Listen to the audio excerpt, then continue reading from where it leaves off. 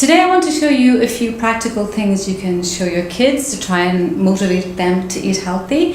Now I know you've probably told them these things before and they don't listen perhaps. My kids are the same. My kids will come back and tell me things that I've told them numerous times and they tell me as if, I'm hearing it for the first time. But then if my husband tells me I look good, I will say thank you, not really believe it. If some stranger tells me, then I'm going to be beaming all day. So don't feel bad if your kids don't always listen to you. So in the post that accompanies this video, I do outline a few things you can do with picky eaters, for example. You can make sure that you get them involved in decision making on what foods they would like to eat, get them in the kitchen, which is very important, prepping food and helping to cook food. Also, if you are dealing with young kids, make sure that they're eating with their friends. If they're having play dates around, they need to see things 10 to 15 times before they are likely to try it. So, lots of tips there for little kids. With older kids, it tends to be more sports related. They need to eat well for sports. We talk about different sports people as good role models. But, regardless of the age of kids that we're, trying to influence, then where I always start is getting them to appreciate their body. That their body is an amazing thing. We look at all the amazing things that our body has done for us, our sports achievements and everything else. And then we talk about, things we'd like to do in the future. From there, then we talk maybe about fast cars and how if a car is to outperform other cars in the race, then you obviously need to power it up in some way with special gasoline or petrol, depending where you're from. And we talk about our animals, how if we forget to give our animal breakfast, then obviously it lacks in energy. So I try to relate that to the kids if they refuse to eat breakfast before school. Then we talk about what we might give our animals before their second dinner. Do we give them Skittles and jellies? So, so I guess by doing that, then kids begin to understand that the reason we eat is to fuel our bodies. It's not just because it tastes good, although it must taste good as well. But the reason we eat is to fuel these amazing bodies. We need to appreciate that that's what food does, and get them to think about the types of foods that they eat. From there, then what I often do is talk about what our body needs. And obviously the first thing that our body needs is clean air. So, we need to take a breath every so often. And we talk about, smoky air and dirty air and how we don't like that. Then we talk about the next thing that our body needs, which is water. So I show them something like this and ask them would they drink this, and they're pretty disgusted because they would not drink dirty water, of course. So then when it comes to food, then why do we sometimes, eat food that has a lot of additives? Something like perhaps microwavable popcorn, which is a lot of things added to it.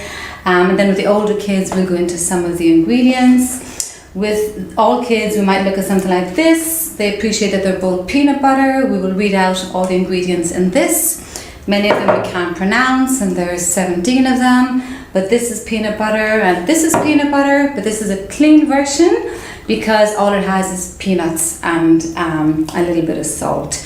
So that's the clean eating piece. And then from there, we will look at different foods and talk about how there's a healthier version of everything and how it can be made, cleaner, although I don't like to use that word too much.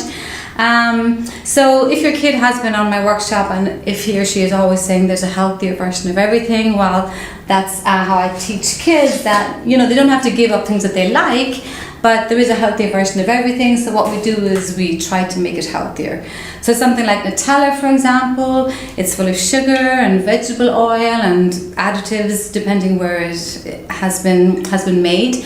And then we look at a healthier version, which I have. We make it in the kitchen, which is Sunella. It's made of sunflower seeds and cacao, some coconut water, and a little bit of maple syrup, so naturally sweetened.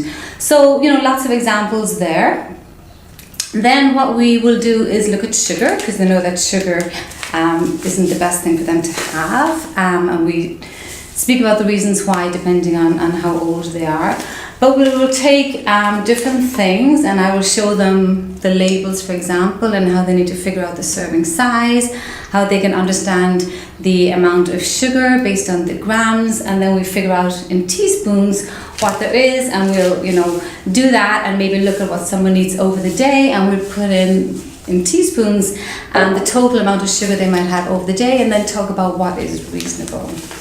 So maybe some ideas there. With older kids, certainly we talk about sports drinks and how they can make their own that are far healthier and far cheaper, and we'll look at these kind of drinks as well, and really why it's targeted at them, and what they can do to avoid drinking like this. If they like caffeine, if they're allowed caffeine, then there's better ways of getting that.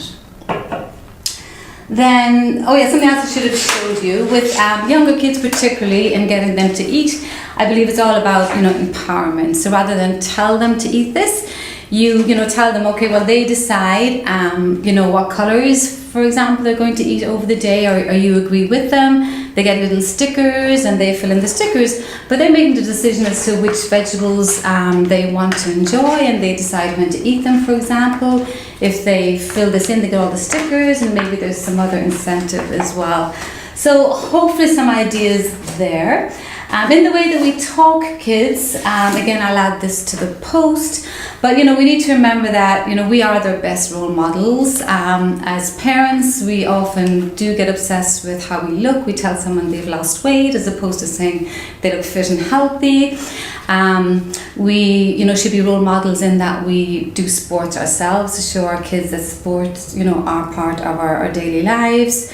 We should accept compliments graciously, which a lot of us don't do. So remember, kids, particularly when they're young, they get a lot of signals from us. So it's important that we are their best role models. So in a nutshell, the best thing we can do, as I say, is get them involved, get them to understand what real food is and why we need real food, and how they can enjoy it. They don't have to give up things that they love. We just try and make them a little bit healthier. Alright, so I hope this is of use. There's more information in the post, and I'm happy to share other details with you as well, and I look forward to your questions and comments. Thank you.